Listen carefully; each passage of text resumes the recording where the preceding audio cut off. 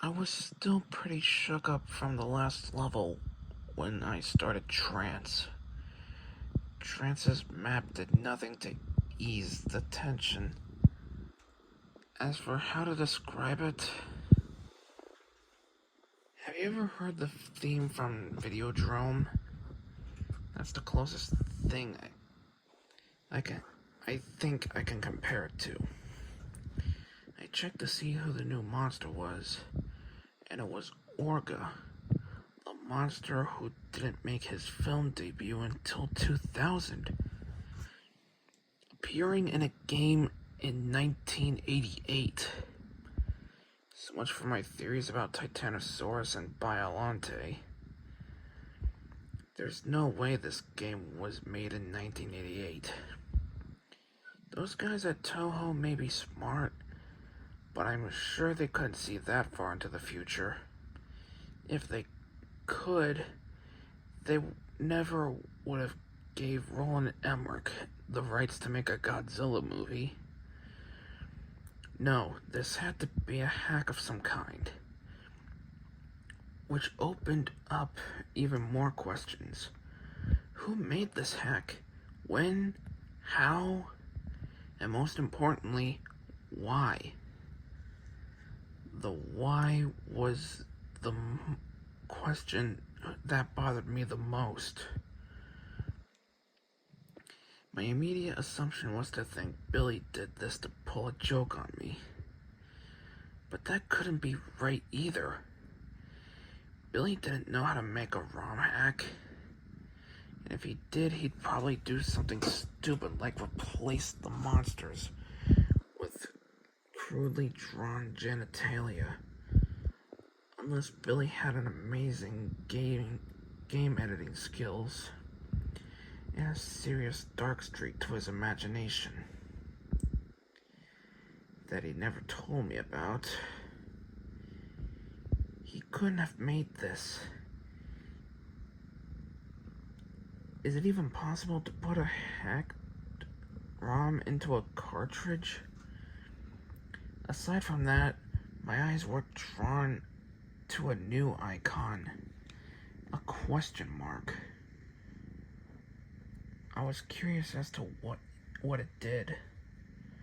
I'm sure you're curious too, so I'll explain the quiz levels now, since this was when they started appearing.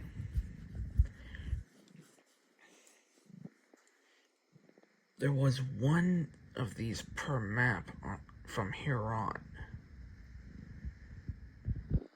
and they always appeared near the start of the map. When you start a quiz level, you appear on a screen like this.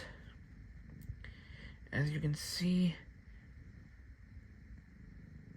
there's a question at the top, a yes or no button, and an emoticon at the center. I refer to the emoticon as face. Real creative, I know. I'll refer to face as the one asking the questions. The music for the quiz levels was a track actually in the game. It was the one that plays when you try to use the Ghidorah cheat and get sent to an unplayable level. Face will ask you 12 yes or no questions, and you move your monster to the buttons for your answer. When you answer, the question disappears, and Face's expression changes for about 8 seconds. Then when it goes back to neutral, a new question comes up. There was no time limit, nor any right or wrong answers. Face had no respect for the player's personal boundaries, and will sometimes ask deeply disturbing questions. For example, do you like hurting people? Have you ever raped anyone? Or killed anyone? And have you been molested by a family member? Other times he will ask questions that were mind-numbingly stupid or just flat-out ridiculous questions. And maybe once per quiz, Face would ask you a question about the game. With one exception, Face's expression seemed to have no effect on the game, except for indicating what the game thought of your answer. His reactions rarely made any sense, and at first I thought they were randomly generated. The questions never followed a pattern. Face never stayed on the same subject for more than 2 questions. There were questions that made me think Face was building up to something, only to then ask some stupid garbage. Here are the expressions of Face that I saw while playing. I separated them into 2 categories: the expressions I understood and the expressions I didn't. First are the expressions I understood. Neutral, his default expression. Angry. If you try to attack Face, his expression changes to this, but nothing else happens. Sad, happy, sick, maniacal. Face made this expression when he was being an asshole. You'll see what I mean later. Surprised, love, annoyed, confused, and guilty or hurt. And these are the others. 2 of them only appeared once, and I suspected that they might have been in-jokes from the creator. The respective questions were, do you like ice cream? And are you a tough guy?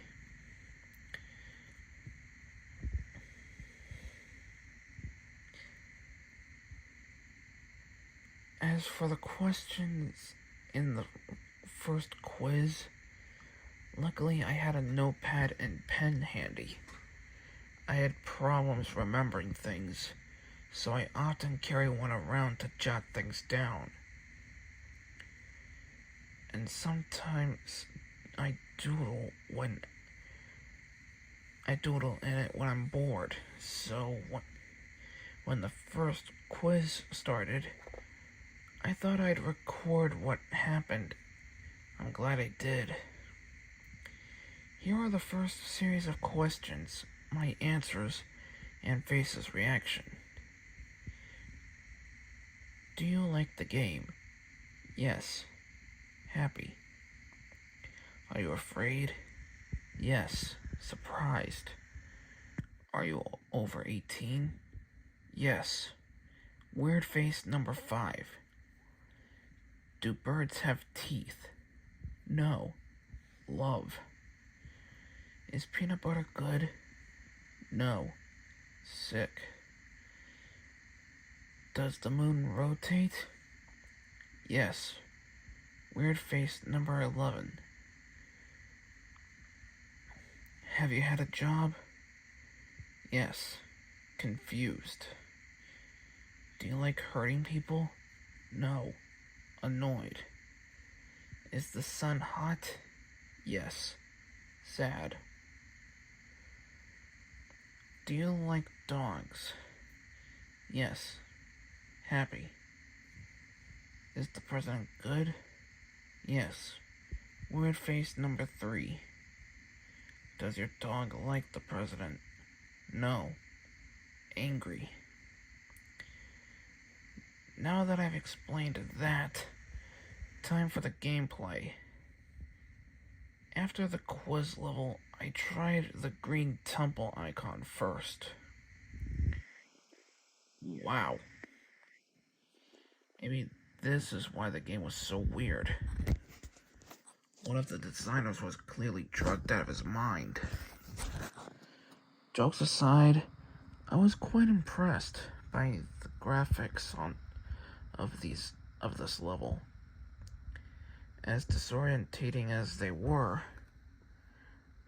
but I hate those creepy blank staring statue faces.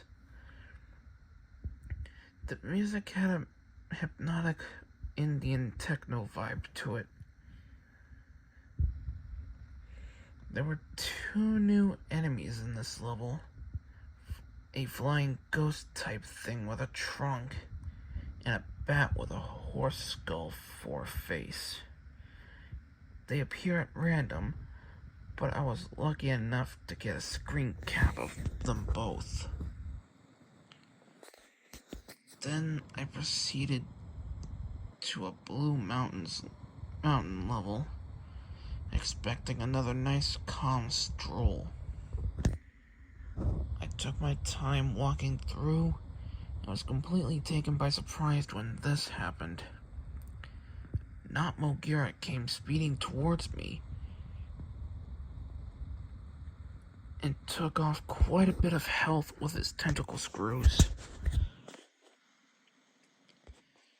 It only took me 2 minutes to kill him without having to worry about a time limit. But the boss monsters never showed up during a scrolling level in the normal game. I was worried as to what other rules the game would break.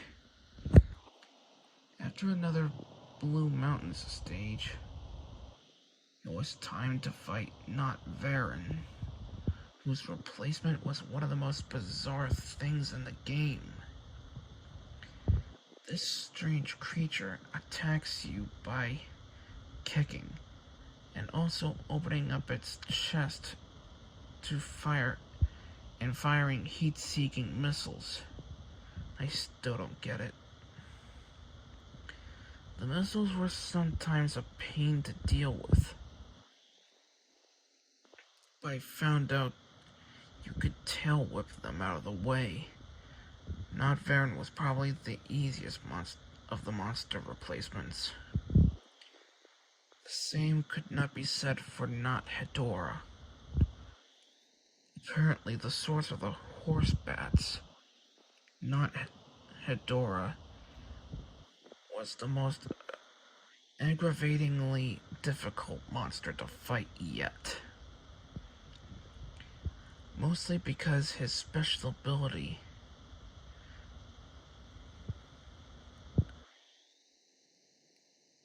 he could shriek and summon a swarm of those horse bat things. I know there's only 2 in the screen cap, but every time he did this, about 10 would arrive. The AI took advantage of the distraction and attacked twice as fast, while the horse bats were flying around. Once that annoyance was dealt with, I went through a green temple to kill some enemies to restore my health. Interestingly, none of the horse bats showed up after Not Hedora was killed. And that was when I got an idea. If killing all the monsters makes the red face show up, what would happen if I avoid fighting Orga and go straight to the base? So I gave it a try. The game told me that there was no monster there when I started the base level, and immediately afterwards, the game took control of my Godzilla piece and moved it in front of Orga. My little trick didn't work, so I tried my best to prepare myself for another chase. But first, I had to beat Orga. The fight with Orga confirmed another thing. Whoever created this game hack, was clearly a Godzilla fan. Not only because they picked a monster like Orga, but because they actually implemented something that happened in Godzilla 2000 in a neat way. Orga's primary attacks were a punch and a heat beam from his shoulder cavity. But once you got him down to half his health, he did something new. He would expand his jaws and try to swallow Godzilla. In the process, stealing your health and energy. But doing this gave him a new weakness. Firing a heat beam into his mouth would take a devastating 4 bars off his meter. With that weakness revealed, I soon beat Orga, and despite how much I hoped otherwise, the red face appeared on the map where the base was, and the music stopped. I readied myself as best as I could. I started the level, and seeing that it was basically the same as the first, I didn't waste a millisecond before I started hauling ass. I soon encountered obstacles in the form of the ground tile suspended in the air. Most of them you could jump over or destroy. Others you had to crouch under. Around 40 seconds into it, I heard the horrible bellowing roar and saw the spider beast following close behind me. Stacking obstacles barely slowed it down. It would back up and charge its way through them, smashing them into bits. And when the smaller obstacles got in its way, it would expand its jaws and swallow them whole. I was afraid, but with fast thinking and faster button pressing, I escaped it yet again. I felt excited, so I laughed and said, "Not this time, asshole." I decided to take a screen cap to celebrate. But when I said that sentence, just before the level ended, the monster did something that made my blood run cold. It looked at me. That wave of mortal terror overtook me again, and I sure as hell wasn't laughing anymore.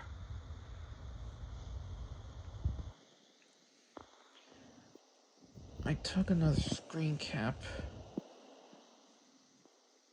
of the next level title, right before I rushed to the bathroom to splash some water on my face and take a piss that I nearly failed to contain when that fucking thing looked at me.